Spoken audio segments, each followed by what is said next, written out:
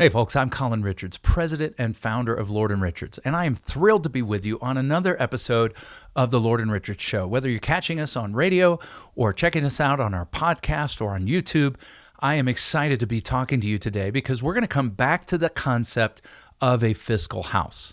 I've talked about this in previous episodes, but I'm going to take the level up another notch today and add on some things that most people aren't aware that they can do to further build their fiscal house. You know, when I build a house for my family, I've had the opportunity to do that in the past, or if you've ever had the opportunity, you know what we need first is a strong foundation, right? If you're watching on YouTube, you can see behind me here, I live in the foothills of the Rocky Mountains above Denver.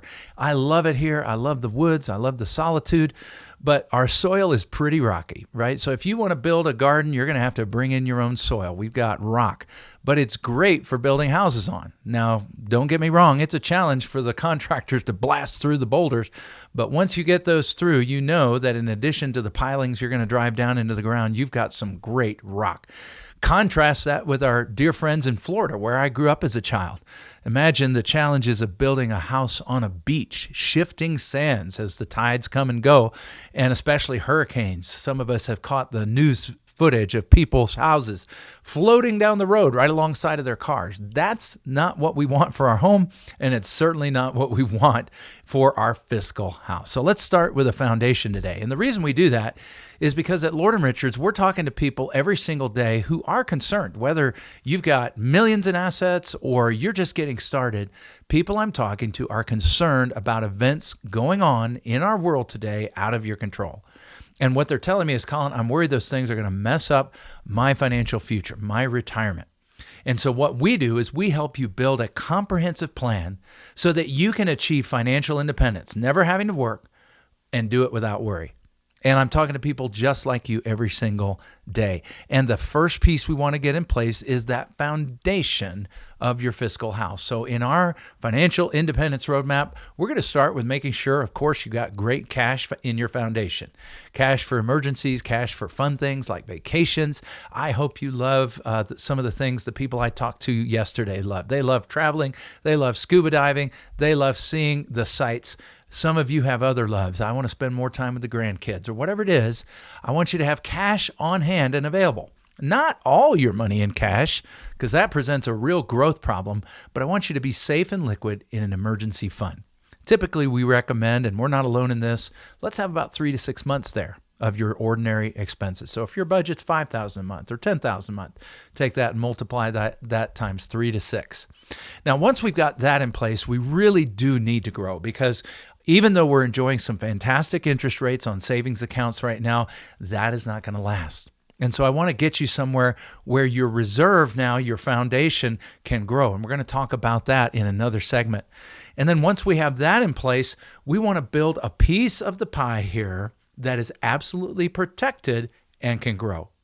Both at the same time. You say, I don't get that, Colin. You know, I get that my checking and savings account are protected, right, by the FDIC. I understand that, but I also understand I don't get a whole lot of growth out of that, especially in the long term. That's true. And, you know, Colin, I understand that my stocks, bonds, ETFs, mutual funds, whatever you're invested in, real estate, gold, commodities, that those can really grow, but they're not super safe. So what's the answer? And some of you will say, oh, physical gold or real estate. Well, all of those fluctuate in value. What I'm talking about, is there something that's rock solid safe, will never go down when the market goes down? It only goes down when you take money out of it, and you can still grow. And the answer is absolutely yes. Since the 1980s, when Chase Manhattan started experimenting with CDs, we have had the ability to protect your principal and grow it at the same time. Not having one account that's protected and one that's growing, but both growing and protected on the same dollar at the same time. How do we do that? Well, we start with a good old-fashioned protected tool. You can do this in a lot of places. Let me use the bank as an example. You can buy a CD. The bank will protect your CD. As a matter of fact, it's even FDIC insured. And then you get a low guaranteed rate. But did you know that since 1987, it's been possible to turn in your low guaranteed rate, allow the bank to take that and use it to link you to an external market index of your choice? It might be a familiar one like the S&P 500. 500 great growth stocks here in the US. It might be the NASDAQ, it might be the Dow, or it may be one of hundreds of diversified indices that combine different kinds of investments, emerging markets, real estate, commodities, stocks that are foreign, stocks that are domestic. So there's indices out there that really act like a portfolio. And what we can do is we can link your principal to that index, keeping the principal safe, but linking the growth so that you get market index returns without worry. I can explain more about that when we have the opportunity to connect. But for right now, those are the kinds of tools you want in your fiscal foundation. Tools that can keep you safe, protect, and still grow. In addition, you're going to want income generators, right?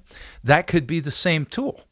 CDs aren't awesome income generators if they're linked to the market because we don't know what the return's going to be.